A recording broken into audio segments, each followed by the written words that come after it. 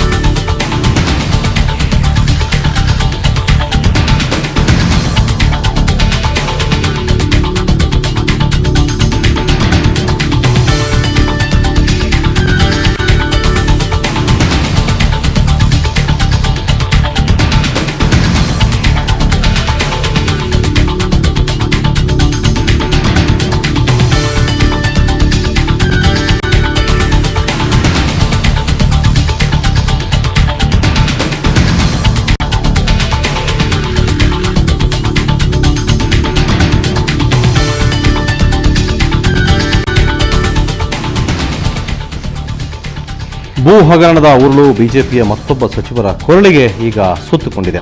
ವಸತಿ ಸಚಿವ ವಿ ಸೋಮಣ್ಣ ವಿರುದ್ಧ ಲೋಕಾಯುಕ್ತ ವಿಶೇಷ ಕೋರ್ಟ್ನಲ್ಲಿ ಖಾಸಗಿ ದೂರು ದಾಖಲಾಗಿದೆ. ರವಿಕೃಷ್ಣ ರೆಡ್ಡಿ ಎಂಬುವರು ಸೋಮಣ್ಣ ಹಾಗೂ ಅವರ ಪತ್ನಿ ಶೈಲಜಾ ಮತ್ತು ಮಾಜಿ ಸಿಎಂ ಯಡಿಯೂರಪ್ಪ ವಿರುದ್ಧ ದೂರು ದಾಖಲಿಸಿದ್ದಾರೆ. ನಾಗದೇವನಹಳ್ಳಿಯಲ್ಲಿ 2005ರಲ್ಲಿ ಸೋಮಣ್ಣ ತಮ್ಮ ಪತ್ನಿ ಶೈಲಜಾ ಹೆಸರಿನಲ್ಲಿ 22 ಗುಂಟೆ ಜಾಗ ಖರೀದಿಸಿದರು. 1993ರಲ್ಲಿ ಬಿಡಿಎ ಸ್ವಾಧೀನಪಡಿಸಿಕೊಂಡಿದ್ದ ಜಮೀನನ್ನು 2009ರಲ್ಲಿ ಕಾನೂನು ಬಾಹಿರವಾಗಿ ಡಿನೋಟಿಫೈ ಮಾಡಲಾಗಿದೆ ಅಂತ ದೂರಿನಲ್ಲಿ ಆರೋಪಿಸಲಾಗಿದೆ. ಇಂದು ಈ ದೂರು ಕೈಗೆತ್ತಿಕೊಂಡ ನ್ಯಾಯಾಲಯ ತನಿಖೆಗೆ ಆದೇಶಿಸುವ ಬಗ್ಗೆ ನವೆಂಬರ್ 21ರಂದು ಆದೇಶ ಹೊರಡಿಸುವುದಾಗಿ ಹೇಳಿ ವಿಚಾರಣೆಯನ್ನು ಮುಂದೂಡಿದೆ. ಈ ಬಗ್ಗೆ ಇನ್ನಷ್ಟು ಮಾತಾಡೋಣ. ನಮ್ಮ ಪ್ರತಿನಿಧಿ ಮಾರುತಿ ನಮ್ಮ ಜೊತೆ ಈಗ ಸಂಪರ್ಕದಲ್ಲಿದ್ದಾರೆ. ಮಾರುತಿ, ಈಗಾಗಲೇ ಮತ್ತೊಬ್ಬ ಸಚಿವರ ವಿರುದ್ಧ ಭೂ ಹಗರಣದ ಕೇಸ್ ದಾಖಲಾಗಿದೆ. ಬಹುಶಃ ಈ ಖಾಸಗಿ ದೂರುಗಳ ಸಂಖ್ಯೆ ಪ್ರತಿನಿತ್ಯ ಹೆಚ್ಚಾಗ್ತಾ ಇದ್ದಾಗೆ ಇವತ್ತು ಲೋಕಾಯುಕ್ತ ವಿಶೇಷ ಕೋರ್ಟ್ನಲ್ಲಿ ಸೋಮಣ್ಣ ವಿರುದ್ಧ ಕೂಡ ಕೇಸ್ ದಾಖಲಾಗಿದೆ. ಸೊ ಮೇಲ್ನೋಟಕ್ಕೆ ಈ ಕೇಸನ್ನು ಗಮನಿಸ್ತಾ ಇದ್ರೆ ಏನನ್ಸುತ್ತೆ ಮಾರುತಿ?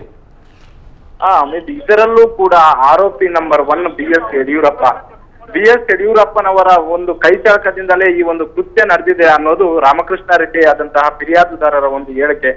ಈಗಾಗಲೇ ಅವರು ಲೋಕಾಯುಕ್ತ ಕೋರ್ಟ್ ನಲ್ಲಿ ಹೇಳುವ ಪ್ರಕಾರ ಈ ಒಂದು ಭೂಮಿಯನ್ನ ಡಿನೋಟಿಫಿಕೇಶನ್ ಮಾಡಿರುವುದು ಅಕ್ರಮ ಅಂತ. 89 ಮತ್ತು 89ರಲ್ಲಿ ಪ್ರಿಲಿಮಿನರಿ ನೋಟಿಫಿಕೇಶನ್ ಆಗುತ್ತೆ. 97ರಲ್ಲಿ ಫೈನಲ್ ನೋಟಿಫಿಕೇಶನ್ ಆಗಿ ಬಿಡಿಎ ತನ್ನ ವಶಕ್ಕೆ ಈ ಒಂದು ಆಸ್ತಿಯನ್ನ ತೆಗೆದುಕೊಳ್ಳುತ್ತೆ. ಸುಮಾರು 4 ಎಕರೆ ಲಿಂಗಯ್ಯ ಅನ್ನೋರು, ಅಂದ್ರೆ ಆರೋಪಿ ನಂಬರ್ 4 ಏನಿದ್ದಾರೆ ಅವ್ರಿಗೆ ಸಂಬಂಧಪಟ್ಟಂತ ಜಮೀನು ಇದು. ಅದರ ನಂತರ ಇವರು 2009ರಲ್ಲಿ ಇಲ್ಲೀಗಲ್ ಆಗಿ ಡಿನೋಟಿಫಿಕೇಶನ್ ಮಾಡ್ಕೊಂತಾರೆ. ಆದ್ರೆ ಇದಕ್ಕಿಂತ ಮೊದಲು ಇದ್ದಂತಹ ಕುಮಾರಸ್ವಾಮಿ ಅವರ ಸರ್ಕಾರ ಹಾಗೂ ಧರ್ಮಸಿಂಗ್ ಅವರ ಸರ್ಕಾರದ ಕಾಲದಲ್ಲೂ ಕೂಡ ಇವರು ಡಿನೋಟಿಫಿಕೇಶನ್ ಮಾಡುವಂತೆ ಒಂದು ಮನವಿಯನ್ನು ಕೂಡ ಸರ್ಕಾರದ ಮುಂದೆ ತರ್ತಾರೆ. ಆದ್ರೆ ಆ ಎರಡೂ ಸರ್ಕಾರಗಳು ಕೂಡ ಇವರ ಮನವಿಯನ್ನ ತಳ್ಳಿ ಹಾಕ್ತವೆ. ಅದರ ನಂತರ ಯಡಿಯೂರಪ್ಪ ಅವರ ಸರ್ಕಾರ ಬಂದ ನಂತರ ಈ ಒಂದು ಅರ್ಜಿಯನ್ನ ಸಲ್ಲಿಸ್ತಾರೆ. ಅದರ ನಂತರ ಅವರು 22 ಗುಂಟೆ ಜಮೀನನ್ನ ಸೋಮಣ್ಣನವರ ಹೆಂಡತಿ ಶೈಲಜಾ ಅವರ ಹೆಸರಿಗೆ ಡಿನೋಟಿಫಿಕೇಶನ್ ಮಾಡ್ತಾರೆ. ಈ ಎಲ್ಲಾ ಆರೋಪಗಳು ಕೂಡ ಆ ಒಂದು ಫಿರ್ಯಾದಿನಲ್ಲಿ ಹೇಳಿದ್ದಾರೆ. ಅವರು ಒಂದು ಮನವಿಯನ್ನ ಸಲ್ಲಿಸಿದ್ರು. ನಮ್ಮ ದಾಖಲಾತಿಗಳನ್ನ ಆಧರಿಸಿ ನ್ಯಾಯಾಲಯ ಈ ಒಂದು ಪ್ರಕರಣವನ್ನ ಲೋಕಾಯುಕ್ತ ತನಿಖೆಗೆ ವಹಿಸಬೇಕು, ಲೋಕಾಯುಕ್ತ ಪೊಲೀಸರಿಗೆ ತನಿಖೆಗೆ ವಹಿಸಬೇಕು ಅನ್ನುವಂತ ಒಂದು ಮನವಿಯನ್ನ ಮಾಡಿಕೊಂಡ್ರು ನ್ಯಾಯಾಲಯದಲ್ಲಿ. ಈ ಹಿನ್ನೆಲೆಯಲ್ಲಿ ಪ್ರಕರಣವನ್ನ 21 ಲೋಕಾಯುಕ್ತ ತನಿಖೆಗೆ ಒಪ್ಪಿಸುವುದಾ ಬೇಡವಾ ಅನ್ನುವ ಒಂದು ಅಂಶದ ಆಧಾರದ ಮೇಲೆ ಆದೇಶ ಕೊಡುವ ಉದ್ದೇಶದಿಂದಾಗಿ 21ಕ್ಕೆ ಪ್ರಕರಣವನ್ನ ಮುಂದೂಡಿದೆ. ಆಮೇಲೆ ಓಕೆ, ಧನ್ಯವಾದ ಮಾರುತಿ.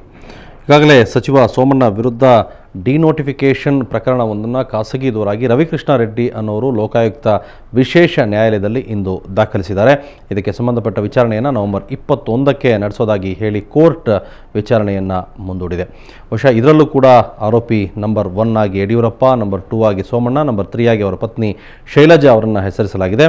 ಈಗಾಗಲೇ 1993ರಲ್ಲಿ BDA ಸ್ವಾಧೀನಪಡಿಸಿಕೊಂಡಿದ್ದ ಜಮೀನನ್ನು 2009ರಲ್ಲಿ ಕಾನೂನು ಬಾಹಿರವಾಗಿ ಡಿನೋಟಿಫೈ ಮಾಡಲಾಗಿದೆ. ಇದಕ್ಕೆ ಮಾಜಿ ಮುಖ್ಯಮಂತ್ರಿ ಯಡಿಯೂರಪ್ಪ ಮತ್ತು ಸೋಮಣ್ಣ ಅವರು ಕಾನೂನು ಬಾಹಿರವಾಗಿ ಇದನ್ನು ಮಾಡಿದ್ದಾರೆ ಅನ್ನೋದನ್ನು ಅವರು ನ್ಯಾಯಾಲಯದ ಮುಂದೆ ವಿವರಿಸಿದ್ದಾರೆ.